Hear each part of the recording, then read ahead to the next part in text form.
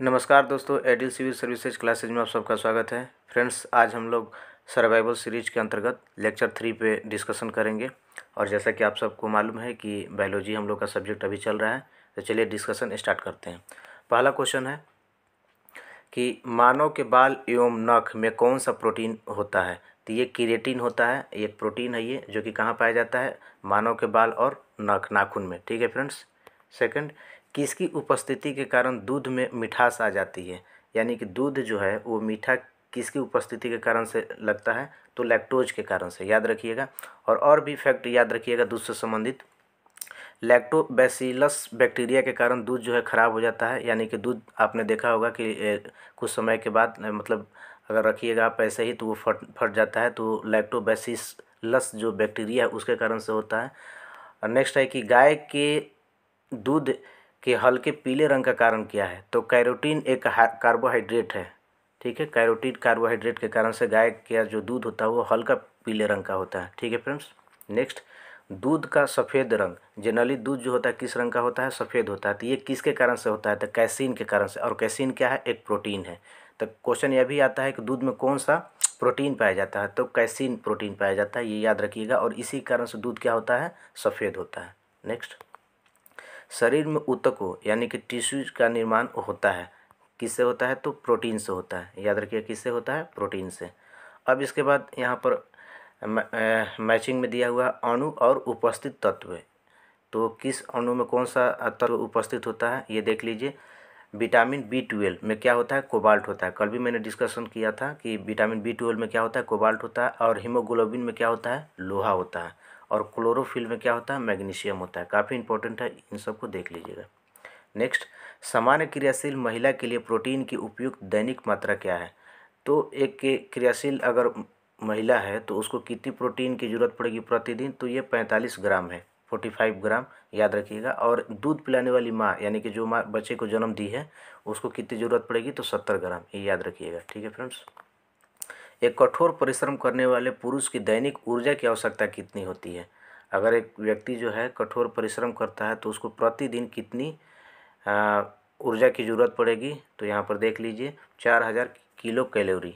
और यह भी याद रखिएगा कि एक गिलास पानी पीने से 0 कैलोरी मिलती है, यानी कि कोई भी कैलोरी आपको नहीं मिलेगी अगर आप पानी पीते हैं, तो पानी से कोई आपको ऊर्जा की प्राप्ति नहीं होती है।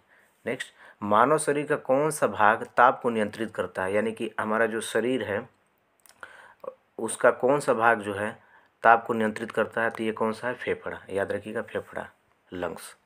नेक्स्ट, एक स्वस्थ वयस्क मनुष्य में रक्त का कुल परिमाप होता है, यानी कि रक्त जो है एक स्वस्थ मनुष्य में कितना पाया जाता है, तो लगभग 5 से 6 लीटर, याद रखिएगा। और यह भी याद रखिएगा कि रक्त एक संयोजी ऊतक है, संयोजी ऊतक है, टिश्यूज है, ये याद रखिएगा। क्वेश्चन यह भी कभी कभी पूछ देता है। ठीक है फ्रेंड्स।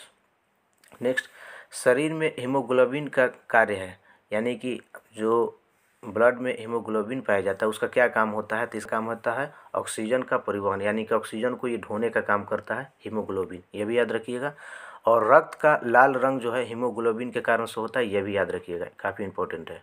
नेक्स्ट, मनुष्य का औसत रक्तचाप होता है, कितना होता है, 120/80, याद रखिएगा। 120 जो है ऊपर रहेगा, जो बड़ा है वो ऊपर रहेगा, नीचे जो है 80 रहेगा, ये कन्फ्यूजन हो जाता है। ठीक है। सिस्टोलिक इसको बोलते हैं ऊपर वाले को, और नीचे वाले को बोलते हैं डायस्टोलिक, याद रखिएगा। और रक्त को डॉक्टर जो है स्पिग्मोमैनोमीटर यंत्र से मापता है, तो ये वर्ड भी याद रखिएगा, स्पिग्मोमैनोमीटर। ठीक है फ्रेंड्स। यहाँ पर देख लीजिए कि कौन सा रक्त वर्ग सार्वत्रिक दाता यानी कि यूनिवर्सल डोनर है, यानी कि वो किसी को भी ब्लड दे सकता है, कौन सा है, ओ, ब्लड ओ जो है किसी को भी दिया जा सकता है, इसको यूनिवर्सल डोनर कहा जाता है। क्यों, क्योंकि इसमें कोई एंटीजन नहीं पाया जाता है। ठीक है, ये याद रखिएगा। और ये पूछेगा कि सर्वग्राही यूनिवर्सल रिसिप्टर कौन सा है, किसी से भी प्राप्त करने वाला, तो ये ए बी है, ये याद रखिएगा, किसी से भी प्राप्त कर सकता है, ए बी।